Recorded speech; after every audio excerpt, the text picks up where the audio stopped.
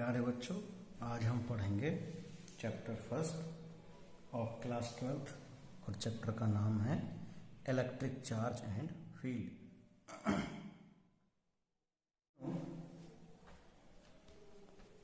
From the theory of Thales,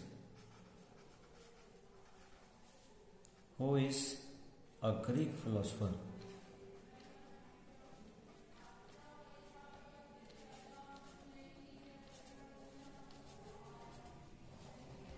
He told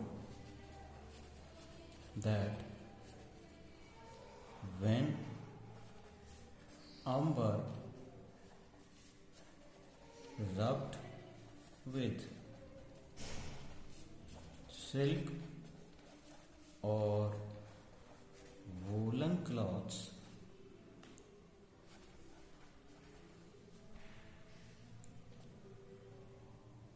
amber getting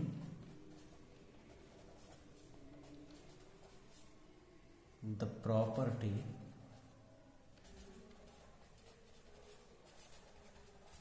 due to which it attract small pieces of paper or straw। Thales जो कि Greek के philosopher थे, before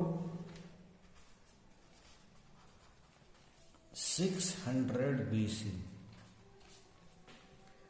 he observe कि अगर अंबर को silk या woollen के साथ रब किया जाए तो अंबर में कुछ ऐसी प्रॉपर्टीज आ जाती हैं जिसकी वजह से वो स्मॉल पेपर के स्मॉल पीसेस या स्ट्रो को अपनी तरफ अट्रैक्ट कर लेता है। इसके हमने बहुत सारे एग्जाम्पल अपनी डेली लाइफ में देखे हैं। जैसे इसके रिगार्डिंग आपने कुछ एग्जाम्पल पढ़े होंगे 8th क्लास में भी। जैसे मान लीजिए अगर हमारे पास कोई ग्लास रॉड है और इस ग्लास रॉड को अगर हम किसी सिल्क क्लॉथ के साथ में रब करेंगे तो इसके ऊपर एक चार्ज जनरेट होगा। हमने सपोज दैट कि इसके ऊपर पॉजिटिव चार्ज जनरेट होगा। अब एक ऐसे ही दूसरी ग्लास रॉड को जिसको कि हमने एक थ्रेड के साथ में हैंग किया हुआ है, इसको भी सेम सिल्क क्लॉथ के साथ में रब किया, सो इसके ऊपर भी सपोज दैट कि पॉजिटिव चार्ज क्रिएट हो गया। When the rod 1 is brought near about the rod 2, we observe that they repel to each other because both having the same charge. Both having same charge. But when a glass rod who is getting the positive charge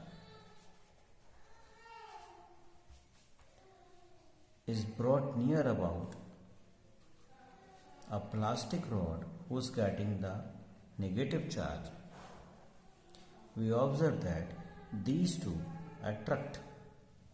इन दोनों के बीच में कैसा reaction होगा? Attraction. और यहां हमने क्या observe किया? रिपल्सन। दोनों एक दूसरे से दूर हटेंगे, दोनों एक दूसरे के पास आएंगे। तो यहां पर क्या है? Because both having different charge, दोनों पर डिफरेंट चार्ज है। तो यहां से एक चीज हमें बहुत क्लियर हो जाती है और वो ये है कि like charge bodies repel to each other and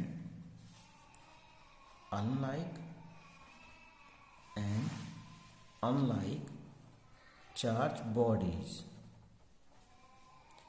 attract to each other।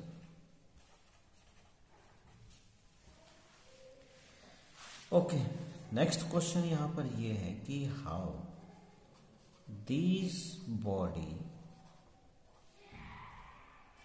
getting the charge। इन पे चार्ज कैसे आया? तो हमारा आंसर क्या होगा? Due to friction. Due to friction loosely bound electron transfer from one body to other body।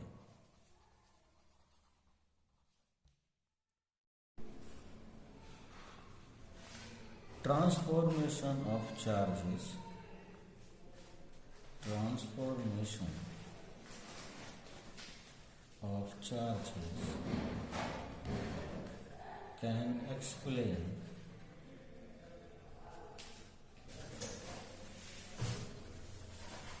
let we have an atom।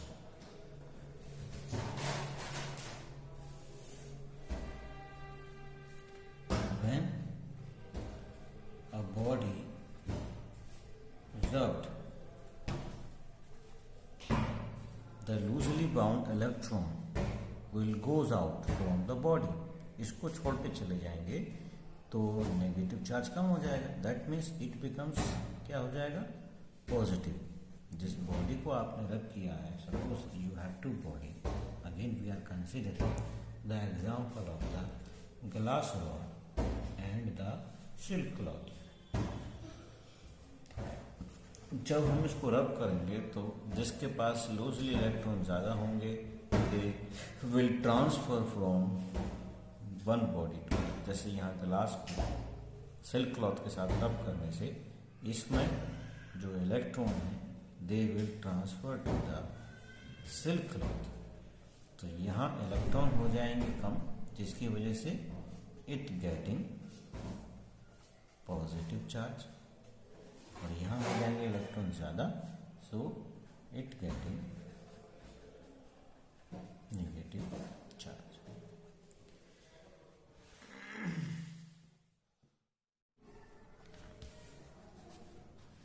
Properties of charges. कुछ main property हैं जैसे conservation of charge, conservation of charge. और property जो main property है वो है quantization of charge.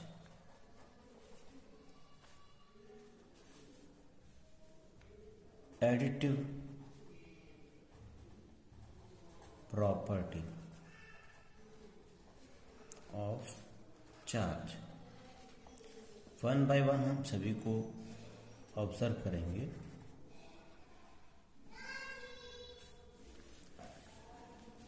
Conservation of charge, conservation of charge, इसमें हमसे कहा गया है in an isolated system, in an isolated system, the net charge is conserved। इसके कुछ जनरल एग्जांपल हम समझ सकते हैं। जैसे मान लीजिए कि हमारे पास एक ग्लास रॉड था, इसको हमने सिल्क क्लॉथ के साथ में रब किया, तो लेट अस सपोज दैट कि इसके ऊपर कुछ पॉजिटिव चार्ज जनरेट हुआ। हमने माना चलो पॉजिटिव चार्ज है इसके ऊपर 4 यूनिट, और उतना ही नेगेटिव चार्ज इसके ऊपर भी है 4 यूनिट। तो अगर ये एक आइसोलेटेड सिस्टम में है तो नेट चार्ज क्या होगा? नेट चार्ज हो जाएगा +4 एंड माइनस हो। दोनों को क्या करेंगे, सम करेंगे और जो आंसर मिलेगा वो होगा 0। तो हमने कहा कि चार्ज जो होगा वो किसी आइसोलेटेड सिस्टम में कंजर्व होगा, मतलब ना तो क्रिएट होगा ना ही डिस्ट्रॉय होगा। जो सेकंड प्रॉपर्टी है quantization property, quantization of charge, इसमें हमसे कहा गया है कि चार्ज ऑलवेज इंटीजर होगा। Charge particle, basically charge particle always an integer. मतलब इसका मतलब ये हो गया, जब तू बॉडी को रख किया कितना चार्ज जनरेट हुआ, 1 electron, 2 electron, 3 electron, 4 electron, 100 electron, 500 electron. हम ये नहीं कहेंगे कि वहाँ पर 1.2 इलेक्ट्रॉन जनरेट हुआ, इट इज़ रॉन्ग। तो जो भी जनरेटेड चार्ज होगा, जो भी जनरेटेड चार्ज पार्टिकल होगा, वो हमेशा ही एक इंटीजर होगा, 1, 2, 3 एंड सो ऑन। तो क्वांटाइजेशन ऑफ चार्ज क्या है? The charge is integral multiple of basic unit of charge. It means जो नेट चार्ज होगा वो इंटीग्रल मल्टीपल होगा बेसिक यूनिट ऑफ चार्ज की। हियर क्या है, ई क्या है, E is basic unit of charge. कहने का मतलब कि एक इलेक्ट्रॉन है, उस पर कितना चार्ज है, एक इलेक्ट्रॉन पे कितना चार्ज है, एक इलेक्ट्रॉन पे चार्ज है 1.6 इंटू 10⁻⁻19 कूलम। तो अगर हम एक सिंगल इलेक्ट्रॉन की बात करें, वन क्या हो गया, वन इंटीजर हो गया, तो n इजिकल टू क्या है, n is equal to 1, 2, 3 and so on. हम ये नहीं कहेंगे कि n इजिकल टू 1.2, 1.3, 1.4 या 2/3। We can not see that. We can say that always जो भी चार्ज पार्टिकल होगा वो क्या होगा, वो इंटीजर होगा, रेशनल या फ्रैक्शनल नंबर नहीं होगा। और इसी को कहा गया है quantization of the charge. I hope कि आप सभी को समझ में आ रहा होगा। And the third property is the additive. The third property is the additivity of charges. The third property is the additivity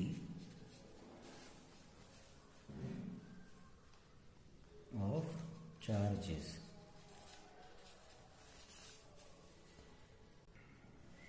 According to this, the net charge on a body is the algebraic sum of the individual charge.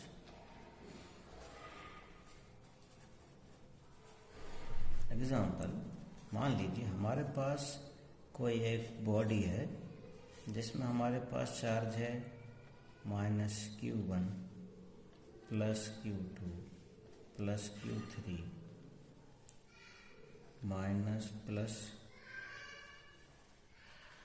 Q4 और minus Q5। ये एक हमारे पास कोई system है जिसमें ये हमारे पास charge है। तो what is the net charge? Net charge क्या होगा? तो नेट चार्ज होगा algebraic sum of all the charges, -Q1 plus Q2 plus Q3 plus Q4 and plus -Q5। I hope you understand well what is the additive property of charges. conservation of charge and quantization of the charges. Now we discuss how to observe the charge on a body. To observe the charge on a body by using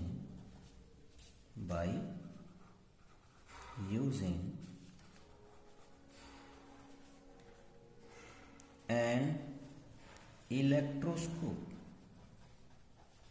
It is already you have read in 8th class also. 8th class में एक small activity में जिसमें समझाया जाता है कि मान लीजिए कि आपके पास कोई कंटेनर है, ग्लास कंटेनर है, इसमें एक मेटल की रॉड के जरिए 2 identical thin leaves of the wood use किए जाते हैं और यहाँ पर एक मेटल की रॉड है.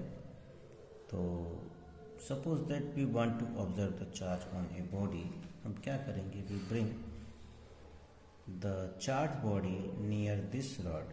सपोज हमने ग्लास को, मेटल को लिया, ग्लास को कंसीडर करते हैं विच इज़ पॉजिटिवली चार्ज, और when it is touch with this metal rod then charge moves on this rod and transfer to these gold leaves. क्योंकि दोनों सेम साइज की हैं, आइडेंटिकल हैं, एक जैसी हैं, इसलिए जो चार्ज होगा वो दोनों पर आइडेंटिकली डिस्ट्रीब्यूटेड होगा and they will separate with the each other.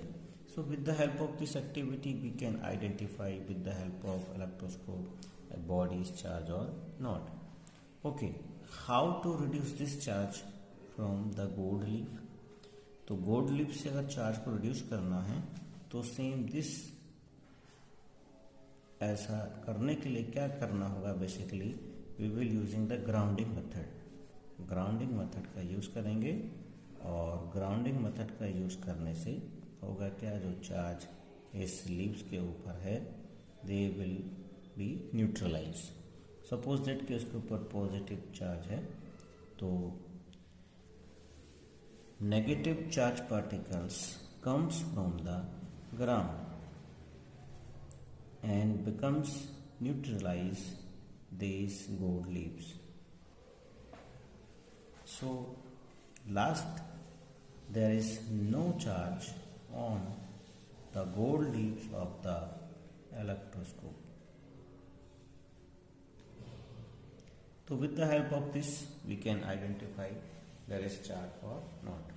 Let me tell you, the ground is the huge source of negative charge. Ground क्या है? Ground earth is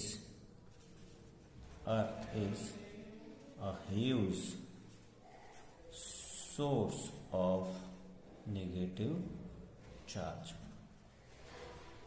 अब आपके दिमाग में क्वेश्चन यहाँ ये आएगा कि सर अगर ये पॉजिटिव चार्ज था तो ठीक है, हमने ग्राउंड कर दिया, ये न्यूट्रलाइज हो गया. मान लीजिए कि अगर हम प्लास्टिक की रॉड जो नेगेटिवली चार्ज थी उसके पास में लेकर के आते, मान लीजिए आपके दिमाग में क्वेश्चन आना चाहिए कि अगर मान लीजिए कि इसके ऊपर नेगेटिव चार्ज है गोल्ड लीव्स के ऊपर, तो अब इसे न्यूट्रलाइज करने के लिए क्या किया जाएगा. Again this is join with the earth, then all the negative charge goes towards the earth. यहाँ क्या है, यह negative charge goes towards the gold leaves, gold leaf की तरफ जा रहा है. जहाँ जहाँ नेगेटिव पॉजिटिव चार्ज है उसको न्यूट्रलाइज कर रहा है. यहाँ पर क्या है, जितना भी नेगेटिव चार्ज होगा it moves towards the ground. तो यहाँ ये चीज़ आपको समझ में आनी चाहिए कि earth is a huge source of the negative charge. Only negative charge can move, not only negative charge can move, positive charge cannot move.